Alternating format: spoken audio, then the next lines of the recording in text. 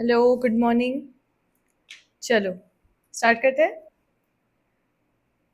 Supply का chapter we have started yesterday and हमने supply का थोड़ा ओवरव्यू लिया था, राइट? कि सप्लाई का मीनिंग क्या होता है। आज हम प्रॉपर पूरा डेफिनेशन पढ़ेंगे। जैसे कि हमने बात किया था, we will be studying it using mind map. अभी सप्लाई चलो जल्दी से रिवाइज करते हैं। कल क्या देखा था? टैक्सेबल इवेंट क्या होता है? टैक्सेबल इवेंट क्या होता है?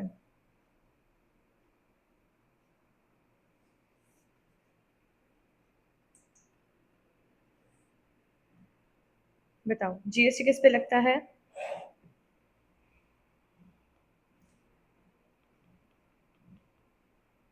Taxable event is any activity जिस पे टैक्स लेवी होगा। ठीक है, टैक्स की लेवी कहाँ पे होगी? टैक्सेबल इवेंट पे।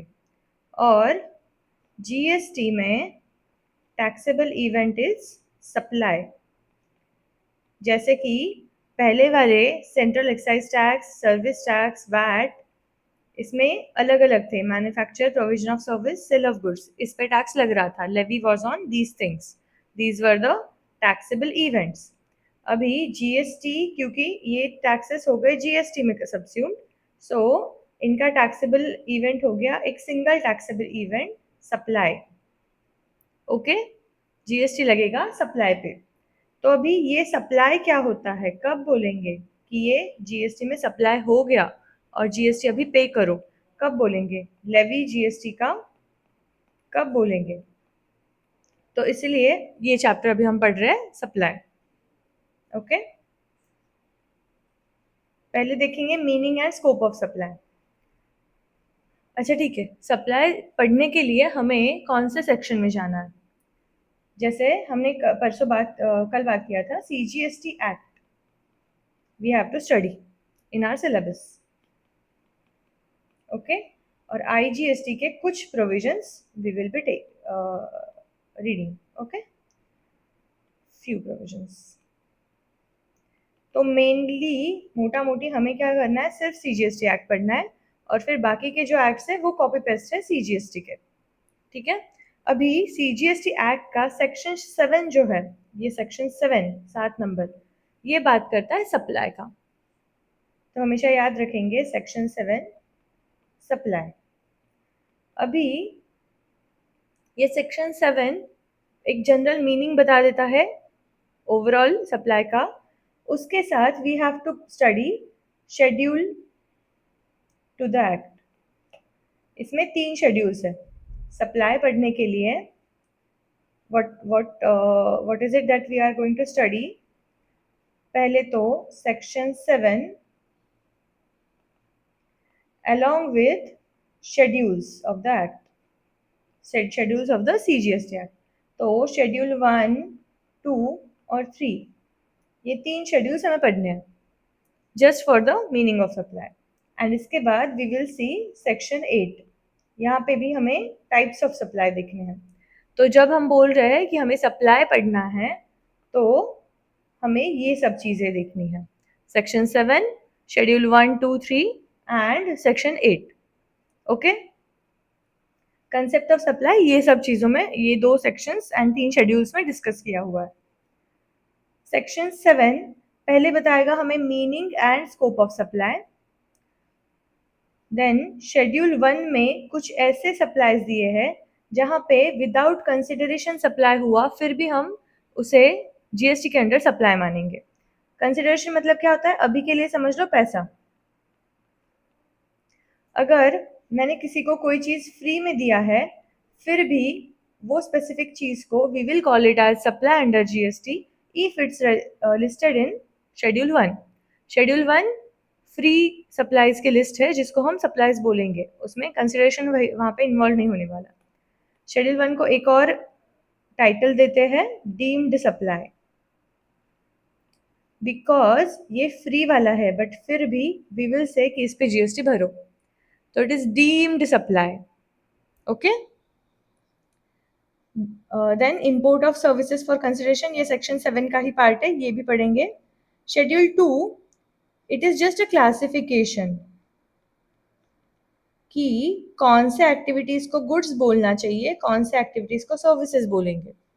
If there is some confusion in certain activity, certain business activity, तो वहां पे गुड्स बोलना है या सर्विस बोलना है. जैसे हमने सॉफ्टवेयर का केस फर्स्ट डे पे डिस्कस किया था. तो अगर कोई कंफ्यूजन है कि मैं सर्विस प्रोवाइड कर रहा हूँ या गुड्स प्रोवाइड कर रहा हूँ फॉर दैट स्पेसिफिक इंडस्ट्री, तो गुड्स का रेट लगाना है सर्विस का, ये कौन बताएगा? Schedule 2. This is just a classification of supply as goods और as service. Okay. And then schedule 3 it talks about जिसको, this is a negative list. ये बोलेगा कि ये गुड्स भी नहीं है, ये सर्विस भी नहीं है, इसको सप्लाई बोलो ही मत. ये दिखेगा, ये दिखेगा सप्लाई के जैसे, बट इसको सप्लाई नहीं बोलना है, इसको जीएसटी में कंसिडर नहीं करना है. Neither as goods nor as services. ठीक है. एंड इसके बाद सेक्शन 8 पढ़ेंगे, composite supplies, mixed supplies. Composite supply हमने देखा था फर्स्ट डे पे. कंपोजिट एंड मिक्स्ड क्या होता है? बंडल होता है सप्लाईज का, राइट. अगर वो जरूरी है एक दूसरे के लिए, एक दूसरे के साथ में आते हैं, एसी और एसी का इंस्टॉलेशन, और ये नीचे वाला gift pack, right, gift hamper आपका. अगर ये ऊपर का हो गया वड़ा पाव एंड चटनी, ठीक है, मतलब कोई अगर इनहेरेंटली साथ में बेच रहे हैं गुड्स, तो that we will call as composite supply. अगर ज़रूरत नहीं था, अलग अलग भी बेचा जाता है, बट हम उसको जानबूझ के एक बॉक्स में डाल रहे हैं, तो that is mix supply. Okay. इसका टैक्सेबिलिटी कैसे होता है वो भी देखेंगे. I think we already discussed on high level in the first lecture itself. तो ऐसा हमारा फ्लो भी जाएगा. This whole chapter contains what? Section 7, schedule 1, 2, 3 and section 8. ठीक है. सेक्शन 7 जो सप्लाई का मीनिंग बताएगा. शेड्यूल 1 में डीम्ड सप्लाई, मतलब पैसा नहीं है फिर भी जीएसटी लेंगे, राइट. सप्लायर को कुछ अर्न नहीं हुआ, उसने फ्री में बैठा है, फिर भी शेड्यूल 1 बोल रहा है, इसीलिए वी विल से कि ये सप्लाई है, और वहां पे जीएसटी लगाएंगे. तो वो लिस्ट कहाँ पे दी है? शेड्यूल 1 में.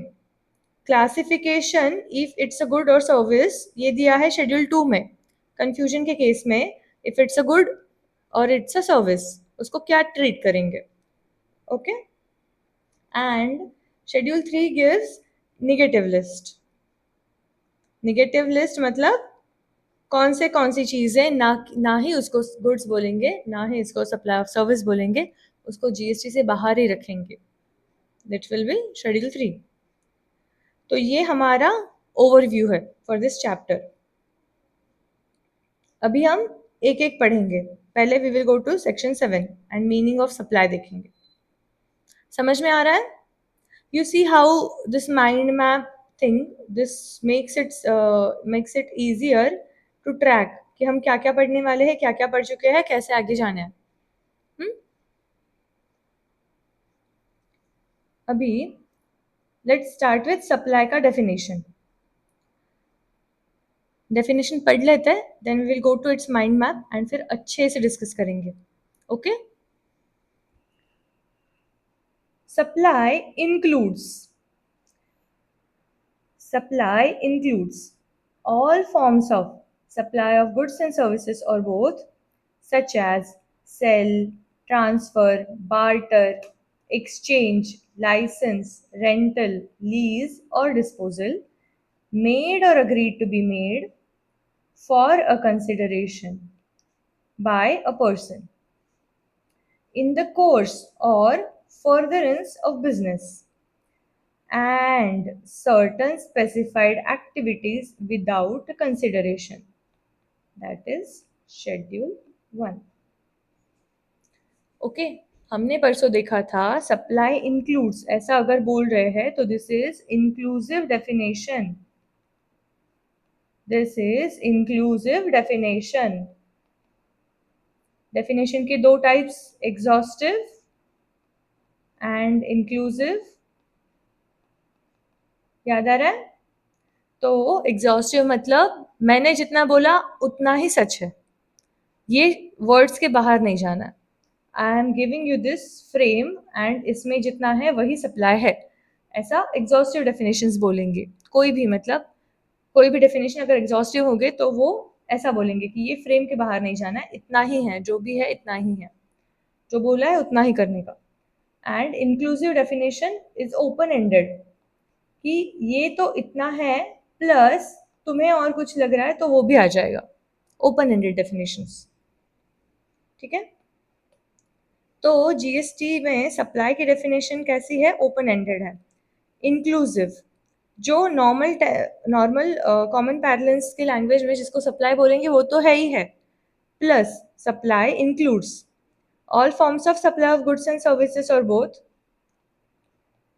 अभी आगे से हम इसको जीएसबी लिखेंगे, गुड्स सर्विसेज और बोथ ऐसा लिखा है, तो we won't waste time into writing that. Obviously in paper you have to write, but जब भी हम कंसेप्ट रिवाइज कर रहे हैं we will call it as GSB, goods services और both.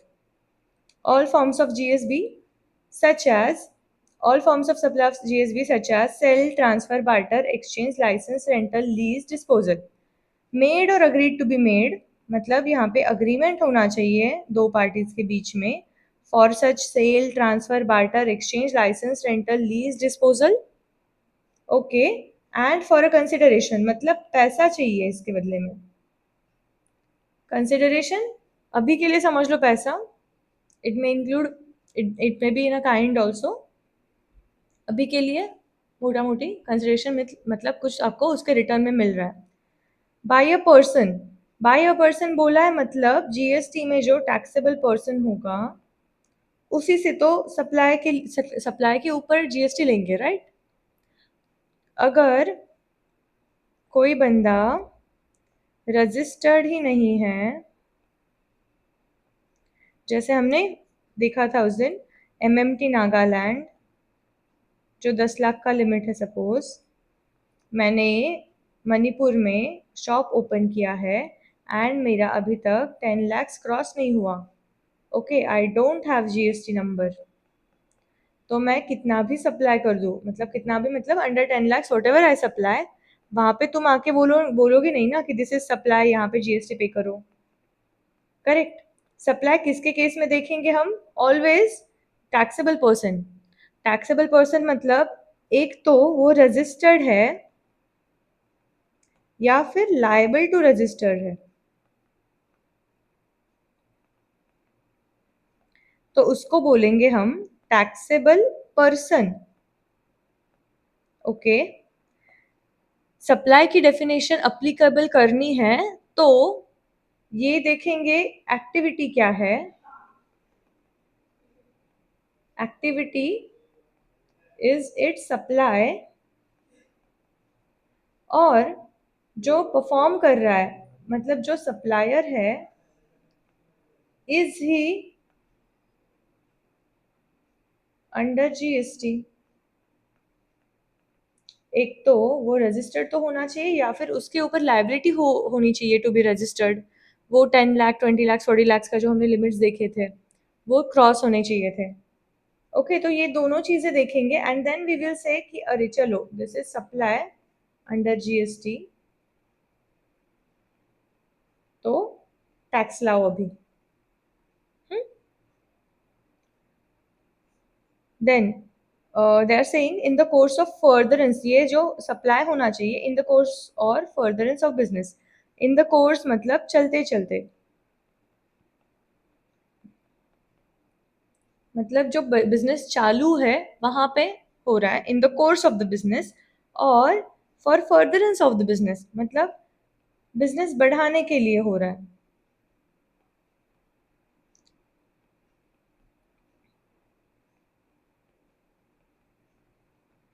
In the course of business मतलब मैं daily, मेरा शॉप है, daily I am selling some notebooks books, okay, ABC में, then stationery I am selling, तो these day to day activities are in the course of business, okay. और then what happened कि मुझे वहाँ पे जगह थोड़ा कम पड़ रहा था, what I did I purchased, sorry purchase नहीं किया मैंने, I rented out a godown for my stock, तो वो क्या हो गया, वो बिजनेस बढ़ाने के लिए हो गया ना, ओके, तो इसको ये नहीं बोलेंगे this won't be a day to day activity, but ये बिजनेस बढ़ाने के लिए हो गया, बिजनेस के फ्यूचर के लिए हो गया कि मैंने साइड का कोई शॉप है वो रेंट पे ले लिया, मैंने कोई गोडाउन रेंट पे ले लिया, या फिर I am doing some advertisement, ये भी बिजनेस बढ़ाने के लिए हो गया। तो कोर्स ऑफ बिजनेस मतलब जो मेरा डे टू डे चल रहा है चीज़ें। Okay, furtherance of business, business बढ़ाने के लिए। In short business related he activity करो, उसको ही सप्लाई बोलेंगे। हम्म। जैसे आपने घर में अभी आप आर्टिकलशिप स्टार्ट हो गई and you learn some things like income tax and GST हो गए, और आपको घर वाले आके या रिलेटिव आके बोल रहे कि अरे मेरा भर दे ना रिटर्न, अभी 31 जुलाई आ रहा है, मुझे तो कुछ समझ में नहीं आ रहा क्या करूँ, तू ही भर दे मेरा return. You will do that and they will take you out for a dinner और समथिंग। तो will you call it as supply? Supply of service आपने कर दिया, और इसमें सेल ट्रांसफ़र बार्टर एक्सचेंज ये वाले फॉर्म्स में होता है। अग्रीमेंट भी था, कंसिडरेशन भी मिला आपको, उन्होंने खाना खिलाया खिलाया राइट, डिनर पे लेके गए। बट ये आप पर्सन थोड़ी हो जीएसटी के, नहीं हो। Is it in the course और फर्दरेंस ऑफ बिजनेस? नहीं, अभी तो आपका बिजनेस है मतलब है ही नहीं ना। तो will you be calling it as supply? No. तो यहाँ पे हमेशा याद रखना है, बिजनेस के चलते अगर कोई चीज़ हो रही है तो it will be covered under supply. अगर आपने पर्सनल रिलेशन की वजह से कोई किया है some activity that is not related to business, तो we won't be considering it as supply. And certain specific activities without consideration will also be called as supply, जो हम शेड्यूल 1 में देखेंगे, जिसको हम डीम्ड सप्लाई बोलेंगे। ये डीम्ड सप्लाई में क्या होगा, अभी सुन लो, अभी सुन लो, ये सब क्लियर होने वाला है बहुत अच्छे से, अभी सुन लो। ठीक है, डीम्ड सप्लाई जो है, अगर तुम्हें पैसा या काइंड में कुछ भी रिटर्न नहीं मिला फॉर दैट सप्लाई, ठीक है, फ्री का चीज किया तुमने, फ्री का सर्विस दे दिया, ठीक है, फिर भी उस पे उसको सप्लाई बोल के टैक्स लगाएंगे। ऐसे कोई ट्रांजैक्शंस दिए हैं शेड्यूल 1 में, ये schedule 1 to the act, okay, इसमें दिए हुए हैं, and those we will be calling it as supply. तो अगर है नहीं फिर भी बोल रहे तो उसको डीम्ड बोलते हैं ना, डीम्ड यूनिवर्सिटी,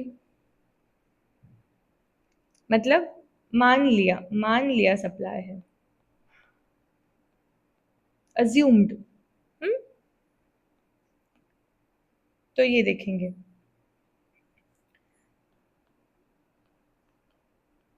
अभी हो गया डेफिनेशन, इतना ही था, सप्लाई चैप्टर खत्म हो गया ना। नो, अभी ये तो सिर्फ ट्रेलर था। Now this is the mind map, what we will do, we will discuss each and everything from this definition. जैसे कि हमने बात किया supply, section 7 of CGST act. क्या बोल रहा है, supply includes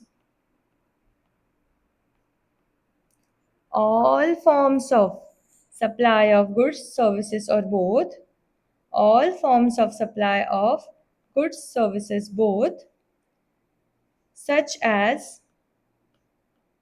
sale, transfer, barter, exchange, license, rental, lease, disposal. बोलो, sell, transfer, barter, exchange, license, rental, lease, disposal. Sell, transfer, barter, exchange, license, rental, lease, disposal, ये सब क्या है, these are forms of supply। Supply के अलग अलग forms है, ये सप्लाई कौन से वेरिएंट्स में आता है, सप्लाई के कौन से रंग है। ओके, तो sale, transfer, barter, exchange, licence, rental, lease, disposal.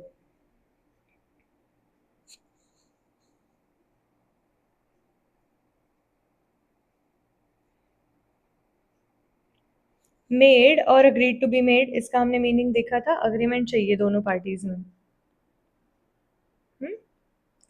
अभी सेल किसको बोलेंगे, ट्रांसफर कब बोलेंगे, बार्टर कब बोलेंगे, that we will see. Supply अगर बोलना है, supply includes all forms of supply of GST such as, मतलब in the forms such as following forms, वहाँ पे sale, transfer, lease, barter, exchange, licence, rental, lease, disposal. तो ये सबका meaning देखना है।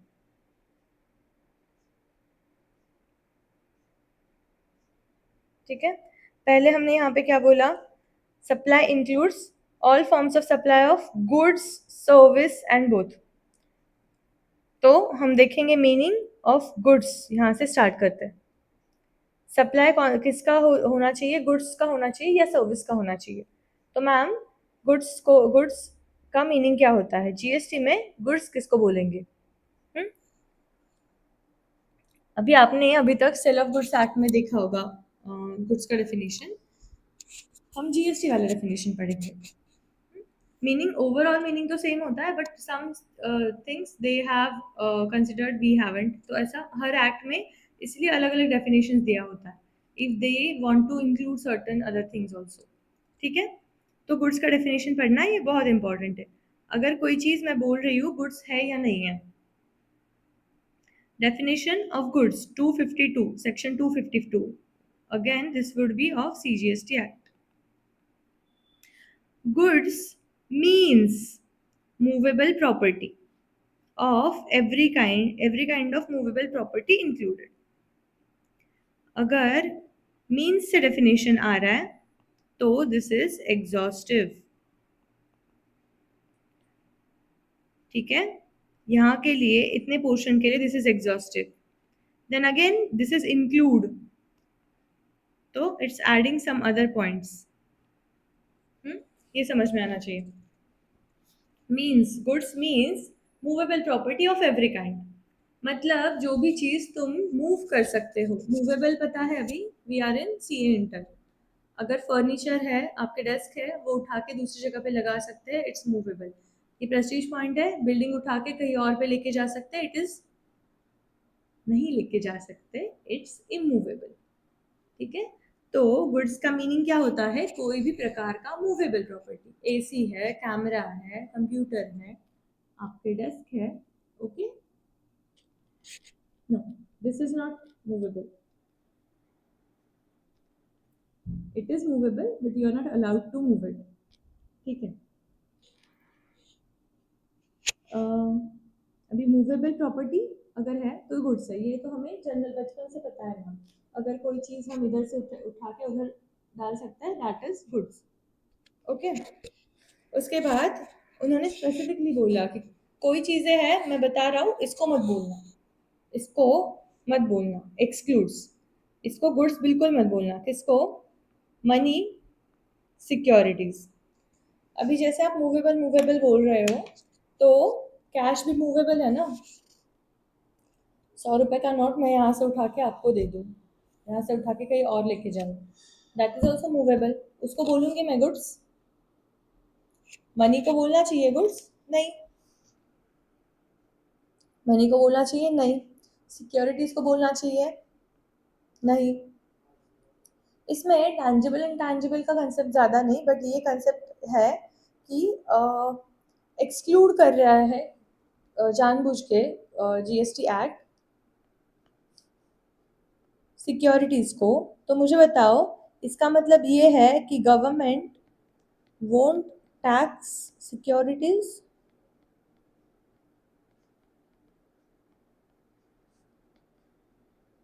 सेल ऑफ सिक्योरिटी हुआ, जैसे आपने ऑलमोस्ट अभी I think all of you must be on some kind of app, Groww, Zerodha, whatever, हाँ, आपने कोई शेयर्स, डिबेंचर्स, बॉन्ड्स लिए होंगे, and when you sell it for, birthday आ रहा है, पार्टी करना है, ओके, तो इसके लिए सेल कर दिया, तो do you think you won't be getting any tax liability on this?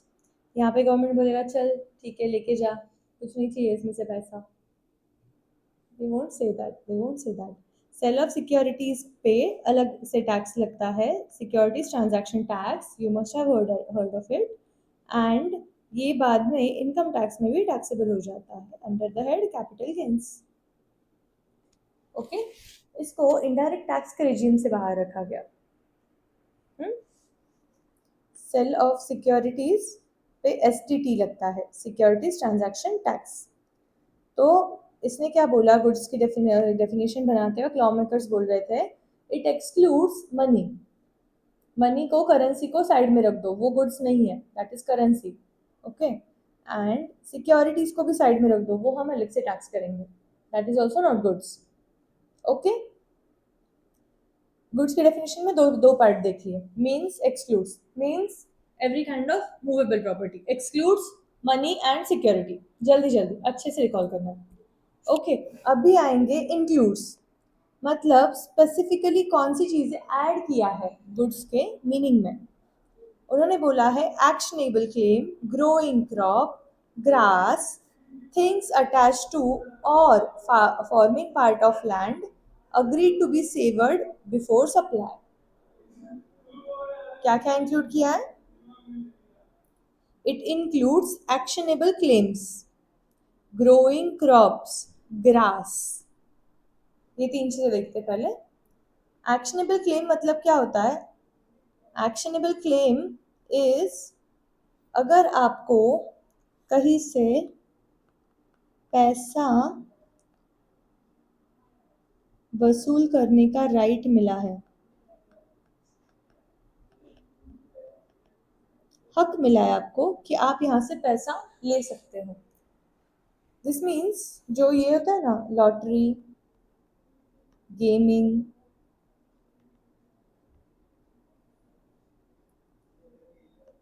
ये कसिनो वगैरह, बेटिंग, गैम्बलिंग, तो अगर आपने लॉटरी टिकट निकाला एंड आपको तब एक लॉटरी पे नंबर आएगा, अगर आपका टिकट नंबर पे लॉटरी लग गई तो you have a right to recover money from that lottery agent या लॉटरी का जो सेलर है। तो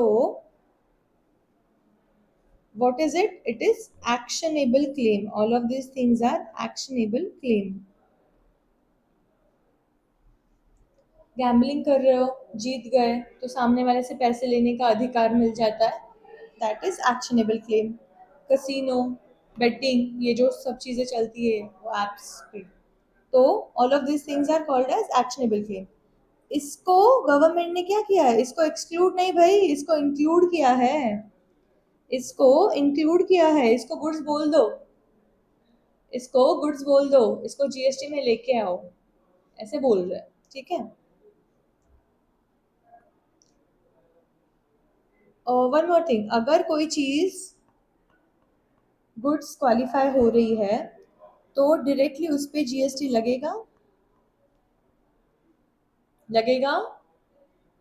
no, first that thing has to be goods, to be taxed हमें स्टेप वाइज देखना है। That thing has to be goods, service और both. ठीक है, वहां पे हमने जो फॉर्म्स ऑफ सप्लाई देखा है उसमें से sale, transfer, barter, exchange, lease, rental, disposal, कुछ तो होना चाहिए था ये गुड्स, सर्विसेज और बोथ का। फॉर कंसिडरेशन, ये पूरा हमारा डेफिनेशन चल रहा है। These are the steps to be checked कि अगर सप्लाई है जीएसटी में या नहीं है। Getting it? ऐसा ऐसा ऐसा नहीं डिसाइड करोगे, स्टेप बाय स्टेप डिसाइड करोगे कि सप्लाई है या नहीं है। फर्स्ट कंडीशन सेटिस्फाई करो, गुड्स सर्विस है और बोथ है। देन फॉर्म्स ऑफ सप्लाई होना चाहिए कोई भी, देन कंसिडरेशन के लिए होना चाहिए, बिजनेस पर्पस के लिए होना चाहिए, इन द कोर्स और फर्दरेंस ऑफ बिजनेस। ठीक है, अगर बिजनेस पर्पस के लिए भी नहीं है या फिर या अगर कंसिडरेशन के लिए भी नहीं है फिर भी तुमको देखना है तो शेड्यूल 1 देख लो, डीम्ड सप्लाई में है क्या। If yes then it will be supply.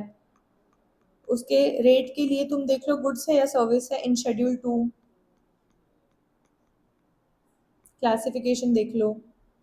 ठीक है, और शेड्यूल 3 तो बताता है कि इसको कुछ भी हो जाए सब कंडीशन सेटिस्फाई कर दो, ये मैं जो लिस्ट बोलूंगा ना इसको तो कभी जीएसटी में इसको तो लगाओ ही मत, निगेटिव लिस्ट, इसको बाहर ही रखो, इसको अंदर ही मत आने दो। ठीक है, ऐसा पूरा फ्लो चलना चाहिए दिमाग में। ये हमारी डेफिनेशन है एंड यहाँ पे मैं हर चीज एक एक एक एक करके वी विल बी अप्लाई। तो अभी बोलो एक्शनेबल क्लेम्स मतलब लॉटरी बेटिंग गैम्बलिंग, इस पे व्हाट वी विल से इसको हम गुड्स बोलेंगे। उसके बाद ग्रोइंग क्रॉप्स, क्रॉप्स जो हमारे एग्रीकल्चर प्रोड्यूस है, क्रॉप्स है, ग्रोइंग क्रॉप्स, उसको भी हम गुड्स बोलेंगे। उस पर जीएसटी लगेगा नहीं लगेगा दैट इज अनदर थिंग, हम आगे जाके पढ़ेंगे, बट उसको क्या बोलेंगे, गुड्स बोलेंगे। ग्रास, ग्रास को भी गुड्स बोलना है। उसके बाद ये दोनों तो इजी था, ग्रोइंग क्रॉप एंड ग्रास। ठीक है, एक्शनेबल क्लेम याद रखो, actionable claim means lottery betting gambling etcetera, जहाँ पे आपको right to recover money from the other person मिलता है। अभी एक लास्ट चीज उन्होंने ऐड किया, थिंग्स अटैच टू और forming part of land agree to be severed before supply. इसका मीनिंग क्या होता है? इसका मीनिंग होता है अगर कोई चीज, लैंड है ये, लैंड को अटैच किया हुआ है, सपोज टिम्बर है आपका, या फिर लैंड का पार्ट ही है, agree to be severed before supply, तो इसको क्या बोलना है, गुड्स बोलना है। अभी जैसे तो टिम्बर वगैरह हो गया ये, प्लस आपने कभी साइन बोर्ड देखा है? कोई भी आप मैकडी हाईवे हाईवे पे कभी जा रहे हो, मैकडी के साइन बोर्ड्स होते हैं बहुत बड़े बड़े वाले कि मैकडी 1.5 किलोमीटर अवे, या फिर ऐसे कोई पेट्रोल पंप के साइड में भी होता है कि थोड़ा सा आगे जाके पेट्रोल पंप है, तो उनके साइन बोर्ड्स लगे हुए रहते हैं, एचपी का, इंडियन ऑयल का। तो ये अगर साइन बोर्ड ऐसा लगा हुआ है, it is attach to land. ठीक है, ये साइन बोर्ड अगर मैंने बेच दिया तो व्हाट आई विल डू, यहाँ से रिमूव करके वो पर्सन का जो भी साइट होगा वहाँ पे जाके हम इंस्टॉल कर देंगे। तो agree to be severed before supply हो गया, मतलब अगर कोई चीज़ लैंड से अटैच थी बट हमने सप्लाई करने से पहले उसको वहाँ से कट करके मूव करने का बोला है, तो that will be considered movable, hence considered goods. Okay, वैसे तो हम क्या बोल रहे हैं, goods are movable property, immovable के हम ले नहीं रहे। ट्रीज बोल दो, टिम्बर बोल दो आपका, या फिर साइन बोर्ड्स, ये चीजें अटैच टू लैंड है इसीलिए वो अभी के लिए दिखने के लिए इमूवेबल है, मुझे वो निकालते उखाड़ते नहीं आएगा और हाथ से मैं पटक के वो किसी और को नहीं दे सकती हूँ। ठीक है, बट अगर हमारा ऐसा अग्रीमेंट हुआ है कि this whatever the timber I have in my farm suppose, तो ये मैं आपको 5 साल बाद बड़ा होने के बाद उसको सेल करूंगी, अगर हमारा ऐसा अग्रीमेंट हुआ है तो मैं सेल करूंगी। इसका मतलब ऐसा नहीं ना कि मैं आपको बोलूंगी कि हाँ चलो ये तुम्हारा हो गया बट ये रहेगा मेरे ही खेत में। What I will do, sale करूंगी मतलब वो मैं कट करके आपको भेजूंगी ना पूरा, उसका जो भी गुड है। तो यहाँ पे क्या हो रहा है कि agreed to be severed before supply, severed मतलब सेपरेटेड। ओके, तो इसलिए उसको बोला गया गुड्स, थिंग्स अटैच्ड टू और forming part of land agree to be severed before supply, इसको हम बोलेंगे गुड्स। अभी यहाँ पे देखो example, agrees to cut trees and deliver timber goods, agrees to remove a machinery fixed to the floor and sell it goods. Agrees to harvest crop and then sell goods. समझा?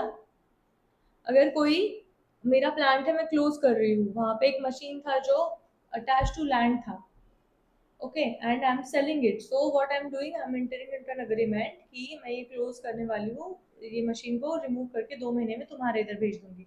तो currently what it looks like कि वो machine जो है it is it is immovable, right? अभी के लिए ऐसे दिख रहा है, बट देन उसके बाद what I will be doing, मैं सप्लाई के पहले उसको रिमूव करने वाली हूँ. It's agreement to be severed before supply. तो ऐसा अग्रीमेंट है, इसीलिए मैं उसको गुड्स बोलूंगी. Fine. Movable property generally goods है, बट ऐसी इमूवेबल प्रॉपर्टी जो मैं agree to be severed before supply कर रही हूँ तो उसको मैं गुड्स बोलूंगी. गुड्स की डेफिनेशन यहाँ पे खत्म होती है. ओके, गुड्स के डेफिनेशन में हमने क्या देखा? गुड्स की डेफिनेशन स्टार्ट होती है means, then it gives exclusions and it is a fine. Last में उसने कुछ चीजें इंक्लूड किया है. बताओ. Goods means excludes includes. Goods means excludes includes. Goods means all kind of movable property. Goods means all kind of movable property. Excludes money, excludes security.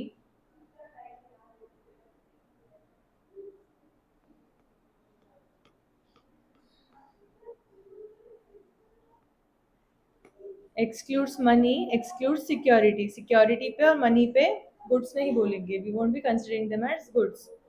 Then action includes actionable claim, growing crops, grass. Actionable claim, growing crops, grass, and things attached to or forming part of land agreed to be severed before supply. Fine. ये पूरा हमें बता रहा है goods किसको किसको बोलेंगे. जल्दी जल्दी से again once more let's revise. Goods का डेफिनेशन सेक्शन 252. गुड्स का definition section 252. Goods means movable property of every kind of movable property. Movable property of any kind. Then excludes money, excludes security.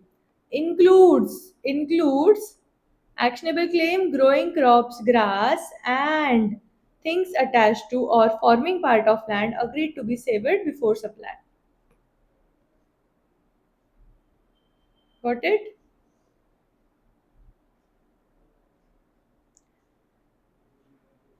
अभी मुझे बोलो. Car को, mobile को, phone को goods बोलेंगे. Cash, shares, bonds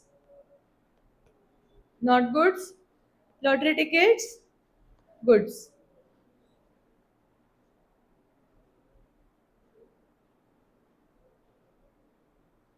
अभी वापस चलते हैं.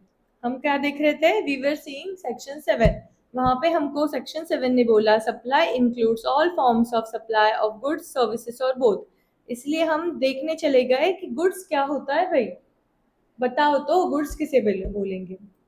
ओके, वो देखने के बाद what we will see, services किसको बोलेंगे.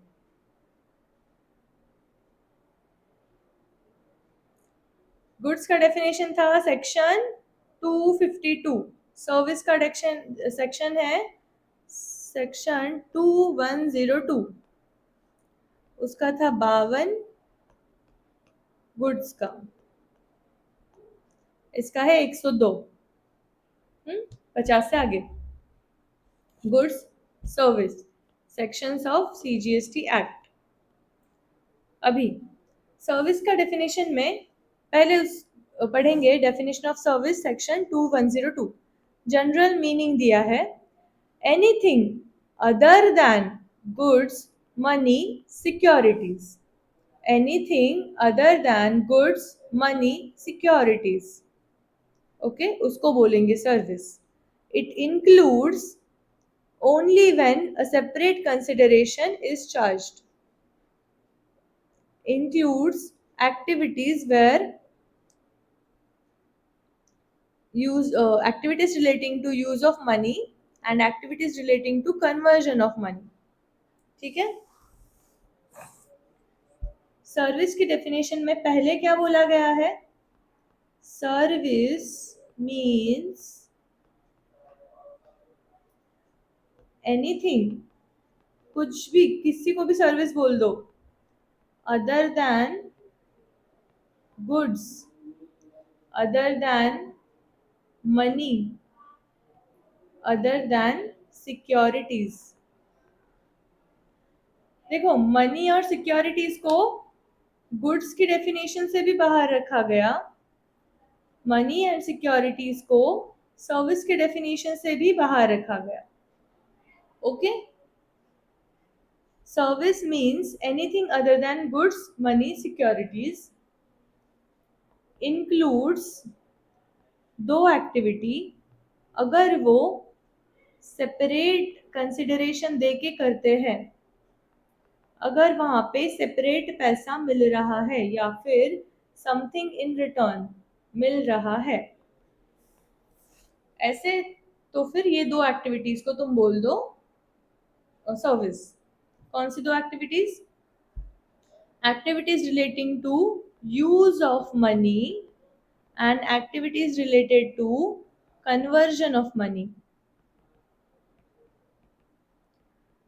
फर्स्ट पार्ट का हम मीनिंग देखते हैं पहले. Anything other than goods, money, securities. मतलब गुड्स क्या है? मूवेबल है. अगर कोई चीज को मुझे सर्विस बोलना है तो मुझे ये देखना पड़ेगा कि वो गुड्स ना हो, वो मनी ना हो, वो सिक्योरिटी ना हो. ओके. सर्विसेज में क्या आएगा? जैसे कंसल्टिंग, होटलिंग. ओके. आपने कोई चीज रेंट पे दिया है, लीज पे दिया है. ओके. बैंकिंग सर्विसेज, आईटी अभी सर्विस ही है, राइट. और क्या क्या आएगा सर्विसेज में? Health care service.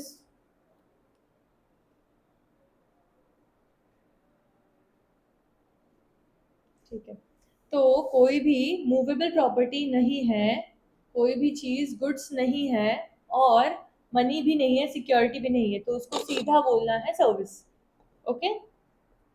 क्योंकि ऐसा है ना, बहुत ओपन एंडेड है. Anything other than goods, service, goods, securities and money, anything other than that, ये छोड़ के बोलो तो सर्विस है.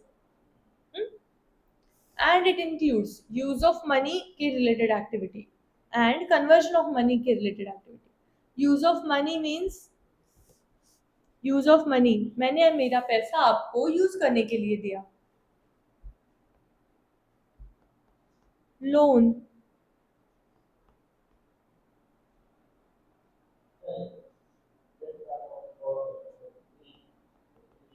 क्रेडिट कार्ड के सर्विसेज, बैंक लोन हो गया. तो यूज ऑफ मनी, हम मैंने बैंक में अगर एफडी किया, what I am doing? I am giving my money to bank for use, इसीलिए bank is paying me interest.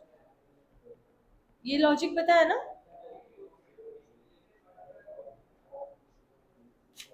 Okay. ये बताया.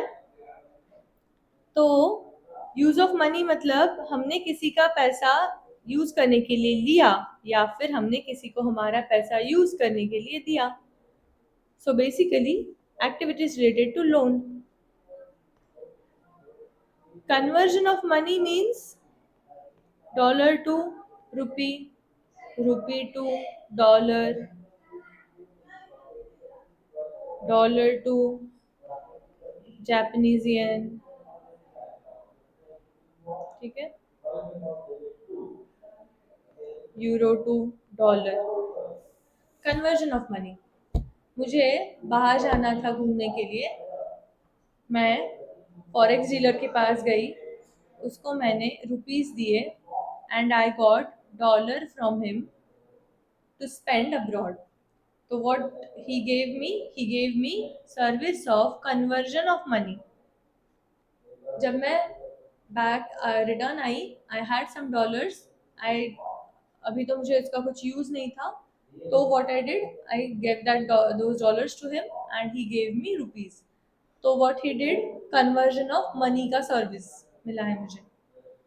ये use of money and conversion of money की चीजों को सर्विस बोलेंगे जब सेपरेट कंसिडरेशन उसके लिए चार्ज हुआ है।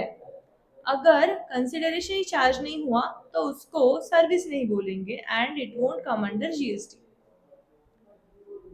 मैंने आपसे, you are my friend and I took from my friend 5,000 rupees for 1 month and I returned it। Use of money, मैंने आपके मनी का यूज किया फॉर 1 मंथ। मैं जब आपको रिटर्न करूंगी I give you only 5K, right? I won't be giving you any interest और anything in addition to that, right? तो यहाँ पे सेपरेट कंसिडरेशन है, 5 का 5 ही आपको मिला। सेपरेट कंसिडरेशन है? No, no, no. Will it be service? Conversion of money, conversion of money क्या होता है पता है? अगर मैं आज, मेरे पास डॉलर्स है, मैं फॉरेक्स डीलर के पास जाऊं और मैं उसको बोलूं मुझे रुपीस दे देना, आई हैव सम $2,000,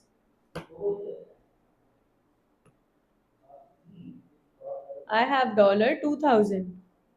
मैं उसको लेके गई फॉरेक्स डीलर के पास।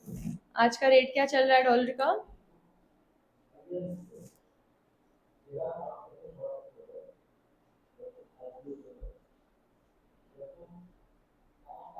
$89.64, ये आरबीआई का रेट है। सो टेक्निकली 89.64 ये वाले रेट से मेरा कितना बनता है रुपीस? 179,280। फाइन, 179,280 इतना मेरा रुपीस बनता है फॉर $2,000। बट क्या आपको लगता है कि ये फॉरेस्ट डीलर के पास में गई, वो मेरे को आरबीआई रेट से एक्सचेंज करके देगा?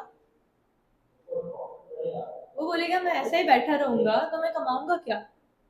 हाँ, ये इतना दुकान डाल के बैठा हो, शॉप डाल के बैठा हो, मैं, मेरा कैसा चलेगा? What I will earn? तो वो मुझे क्या करेगा? Not at this 89.64, he will give me $2,000 at 88 rupees only, or 89, suppose 88। that means he will give me 2,000 at 176, 1,76,000 से वो मेरे को देगा 179,800। ये जो बैलेंस रह गया 3,800, that will be his forex fee, conversion fee. वो आरबीआई से पैसा लेगा 89.64 के रेट पे, मुझे देगा 88 के रेट पे।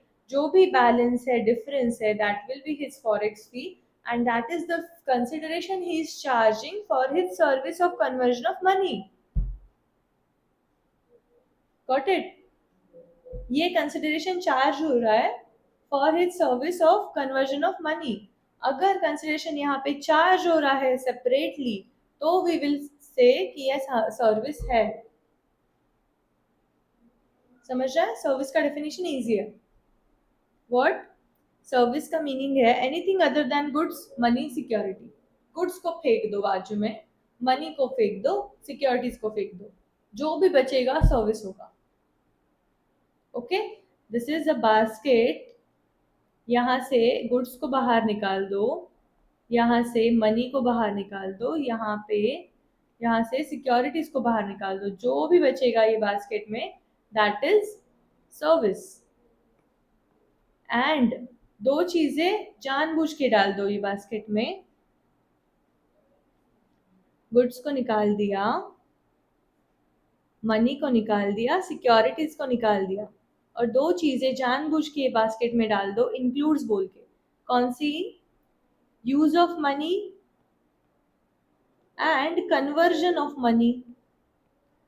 इसके लिए भी अगर सेपरेट कंसिडरेशन है, प्लस कंसिडरेशन है तो ही इसको बास्केट में डाल दो।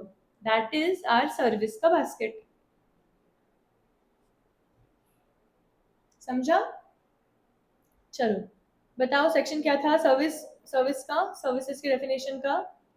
Section 2102, section 2102, services general meaning anything other than goods, money or securities, includes only when a separate consideration is charged, activities related to use of money, activities related to conversion of money। और ये क्या है? ये examples है, this is not the part of definition.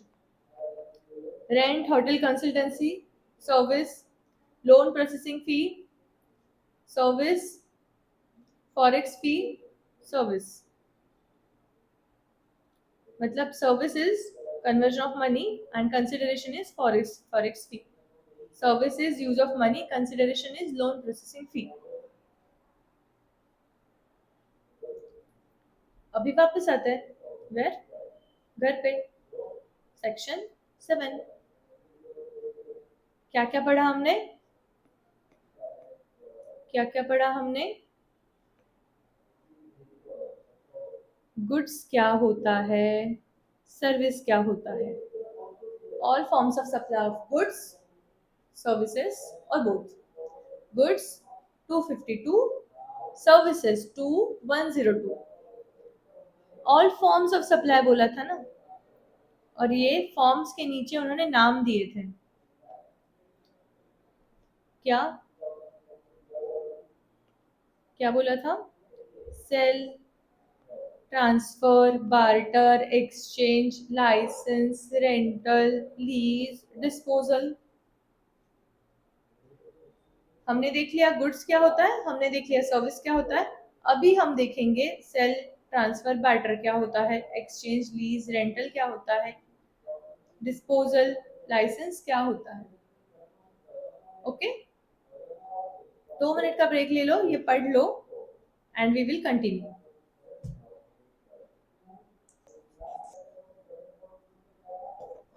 ठीक है, हो गया पढ़ के? आते हैं फॉर्म्स ऑफ सप्लाई पे। सप्लाई के कौन से रंग है, ढंग है, वो हम देखेंगे। फॉर्म्स ऑफ सप्लाई, पहला क्या था? Sale, transfer. सेल मतलब बेचना, selling something for a price. Ownership of the good shift from seller to buyer in sale. Sale कब बोलेंगे? कोई भी चीज हम फॉर अ प्राइस सेल कर रहे हैं एंड वहां पे ओनरशिप का ट्रांसफर हो रहा है फ्रॉम सप्लायर टू बायर। बच्चों वाली डेफिनेशन है, ठीक है। ट्रांसफर कब बोलते हैं? Moving goods or control from one person or place to another.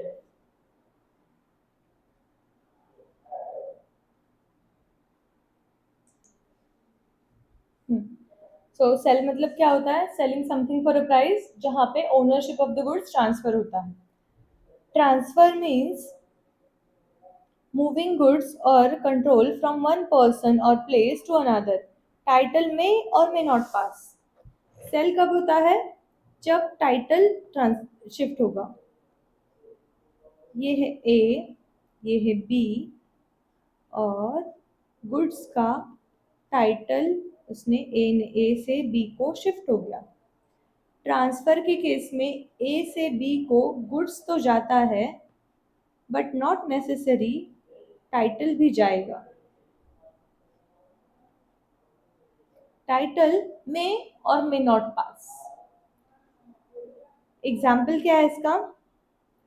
A shopkeeper sells pen for 100 to the buyer.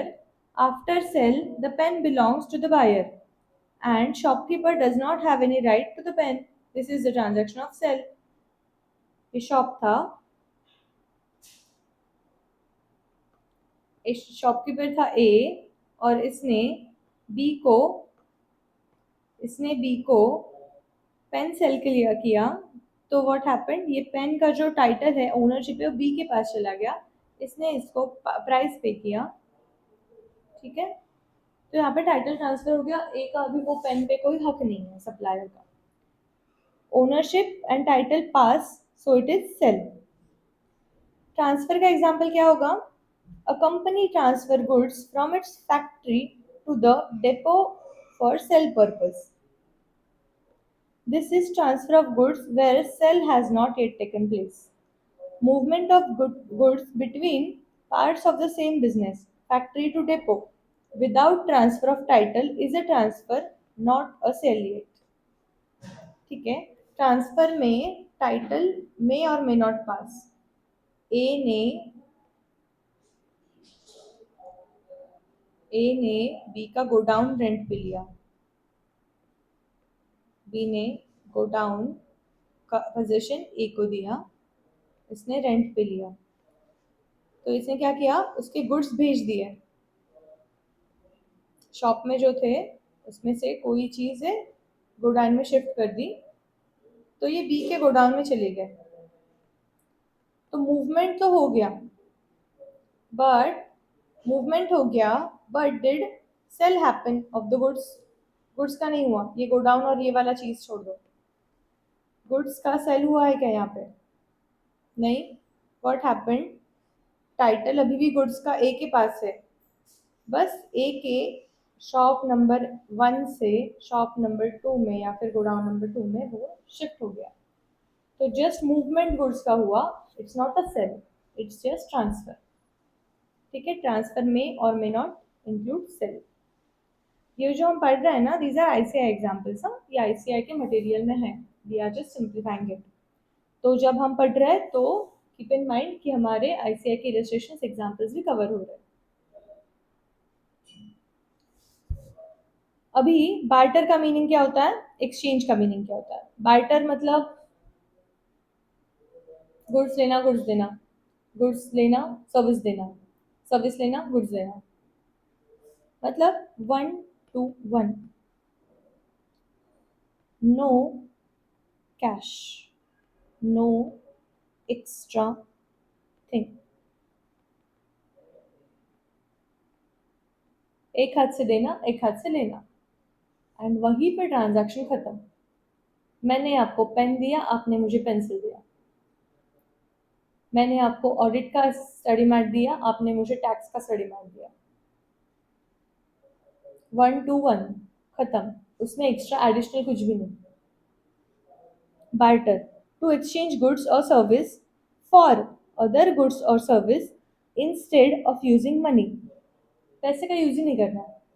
पुराने जमाने में पता है ना आपको कि गेहूं के लिए you use to, like barter system was there. So for example, if I want to buy some rice or गेहूं, तो तब मैं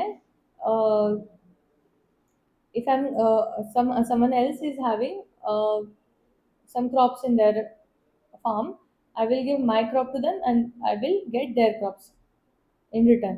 तो वो बार्टर सिस्टम चलता था, एक हाथ से दो, एक हाथ से लो, no cash, no money involve.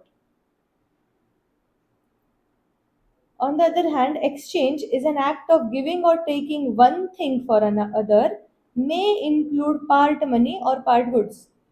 Barter में अगर बार्टर के ट्रांजैक्शन को, प्योर बार्टर को अगर तुम थोड़ा तड़का दे दो कि थोड़ा वहां पे मनी या गुड्स इन्वॉल्व हो जाएगा, तो वो बार्टर नहीं रहेगा, वो एक्सचेंज बन जाएगा।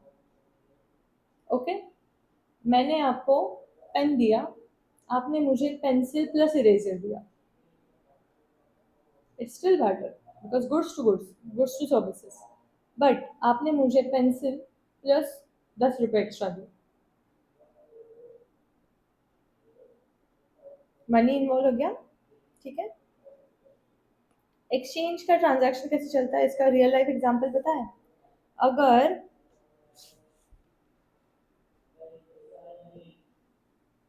ओके, बार्टर में क्या होता है, टिपिकली इन्वॉल्व्स ओनली गुड्स और सर्विसेज इन एक्सचेंज। एक्सचेंज में include both money and goods. मतलब बार्टर में goods services to goods services ये रिलेशन है। एक्सचेंज में गुड्स सर्विसेज टू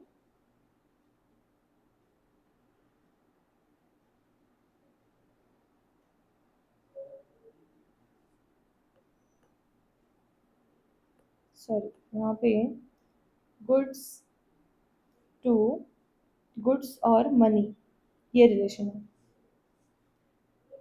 एक्सचेंज का बार्टर का transaction, when a new car, barter का हमने देख लिया कि गुड्स टू गुड्स अगर हो रहा है, गुड्स टू सर्विस हो रहा है। अगर मैं सीए हूँ एंड मतलब आई एम सीए, तो मैं सीए हूँ, मेरी बहन डॉक्टर है। वो मुझे बोली कि मेरा आईटीआर फाइल कर दो। मैं उसको बोली कि suppose she is a dentist, तो मैं उसको बोली कि मेरे दांत दांत क्लीन कर दो। Okay, 1 second. तो यहाँ पे क्या हो गया, उसने मुझे सर्विस उसका दिया, मैंने उसको मेरा दिया, एंड सर्विस टू सर्विस ये भी बार्टर ही हो गया। Goods to service that is also barter. तो दैट वे, बट यहाँ पे ना एक्सचेंज ऑफ मनी इन्वॉल्व नहीं होना चाहिए, एक्स्ट्रा पैसा नहीं आना चाहिए कहीं पे भी बार्टर के ट्रांजेक्शन में। If you are following it, अगर हमें एक्सचेंज का एग्जांपल देखना है, तो अभी देखो दिवाली में ना सेल चलते थे कि ये वॉशिंग मशीन आपने लाया, या सपोज ठीक है मोबाइल है मेरे पास, हाँ पुराना मोबाइल है, पुराना आईफोन है। मुझे आईफोन 15 लेना था, नहीं लेना है, लेना था सपोज। तो मैं आई स्टोर में जाऊंगी and what I will do, मैं उनको बोलूंगी ये मैं पुराना आईफोन है, मुझे नया लेना। तो they will sell me this iPhone 15, take this previous one suppose iPhone 12 from me, and ask me, इसका मुझे सर्टेन अमाउंट ऑफ डिस्काउंट मिल जाएगा, and they will ask me to pay extra.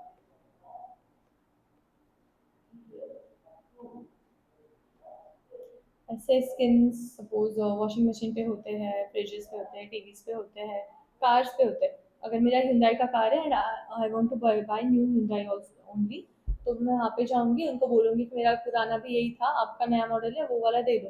तो बोलेगा पुराने का इतना इतना वैल्यूएशन होगा, सपोज 24 लाख का car I want to buy, पुराने का वैल्यूएशन 3 लाख हो गया, 4 लाख हो गया, उतना वो 24 में से माइनस होगा, and balance I have to पे।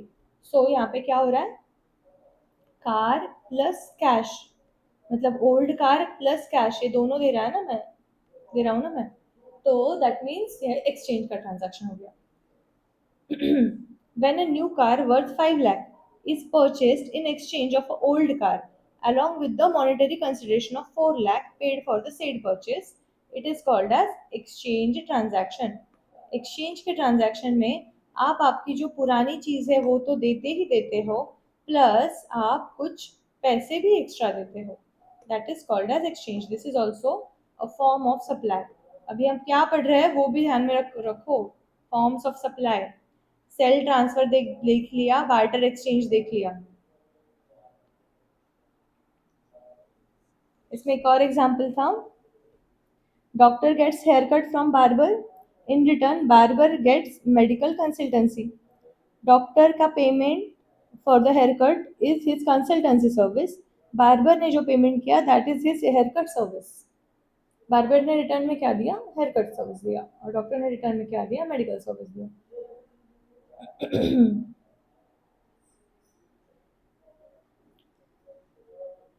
Lease, license, lease, rental and disposal. अभी license, rental, lease and disposal क्या होता है? License means official permission to do an activity that otherwise can not be done legally.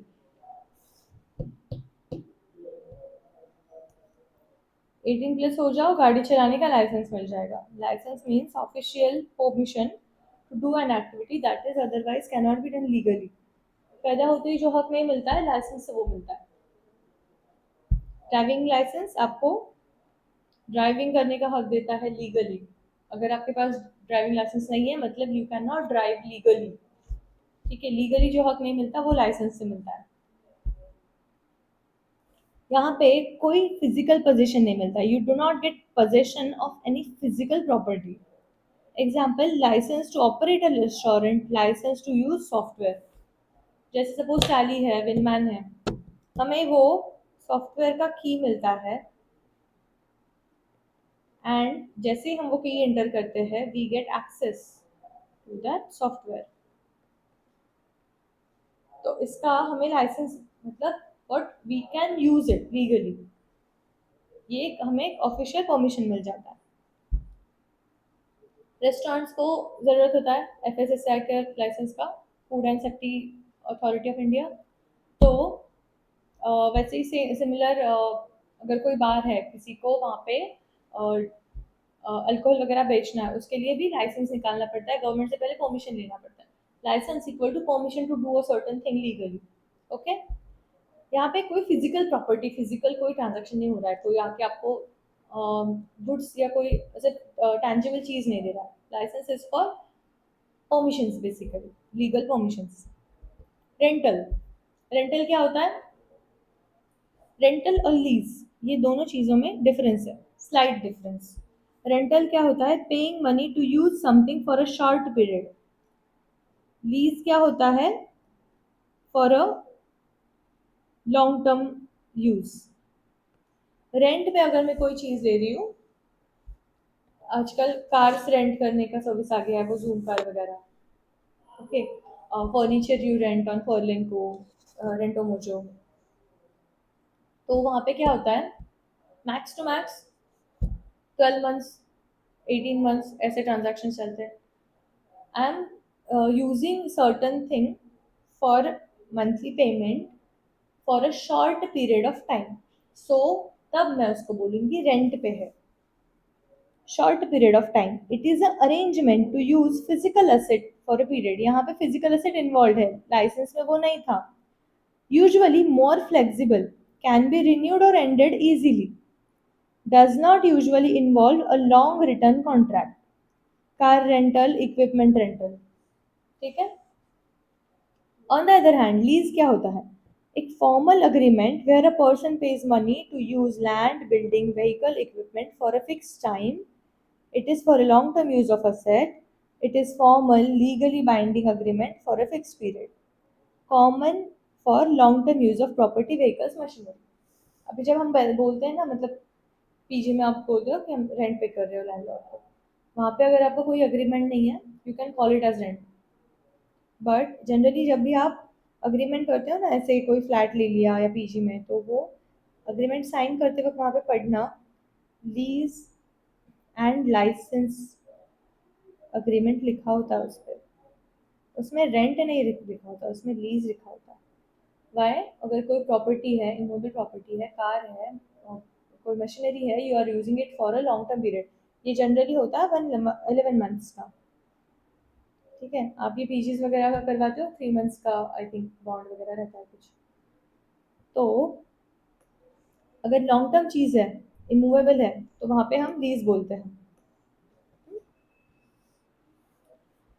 अभी उसके बाद disposal, disposal क्या होता है? डिस्पोजल मतलब कोई चीज का डिस्कार्ड कर देना, उसको सेल ऑफ कर देना, उसका getting rid of something by selling, giving away, consuming, pledging or any other method. Disposal मतलब, एक तो सपोज मेरे पास पुराना लैपटॉप है, मैं उसका उसके उसको मुझे मतलब अभी यूज़ नहीं करना है, ये पड़ा हुआ है।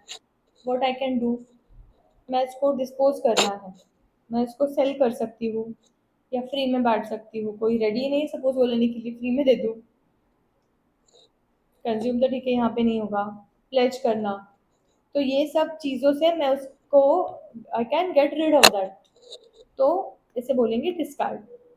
ये बस हमने फॉर्म्स ऑफ सप्लाई के मीनिंग देख लिया। सेल क्या होता है, ट्रांसफर क्या होता है, बार्टर क्या होता है, एक्सचेंज क्या होता है, लीज, रेंटल, लाइसेंस, डिस्पोजल। अभी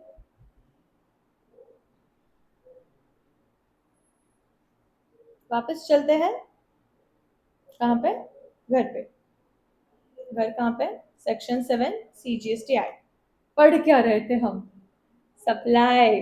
सप्लाई किसे बोलेंगे, सप्लाई पढ़ रहे थे। वहां पे हमें बोला गया सप्लाई इंक्लूड्स, हमें बोला गया supply includes all forms of supply of goods, services और बोथ। और फॉर्म्स ऑफ सप्लाई में क्या बताए गए, sale, transfer, barter, exchange, lease, licence, rental, lease, disposal. ये फॉर्म्स ऑफ सप्लाई बताए गए। तो आज हमने ये पूरे पार्ट का इन डेप्थ एनालिसिस कर लिया। मीनिंग क्या है हर वर्ड का, इंक्लूड का मीनिंग क्या है, गुड्स का मीनिंग क्या है, गुड्स सेक्शन 252, सर्विस 2102। फिर फॉर्म्स ऑफ सप्लाई, सेल मतलब transfer, barter 1 to 1, exchange goods plus या कैश में कुछ होगा, कंसिडरेशन होगा, licence permission to do anything legally, rental short term के लिए होता है, कोई भी एसेट को यूज कर लो, लीज लॉन्ग टर्म के लिए होता है, फॉर्मल एग्रीमेंट होता है, और disposal to get rid of something. ये हमने अभी खत्म किया है हमारे सप्लाई चैप्टर का, सप्लाई की डेफिनेशन का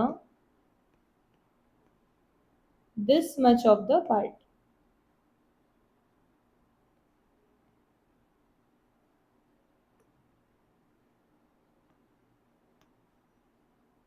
okay, what we covered, we covered supply की डेफिनेशन का दिस मच पार्ट।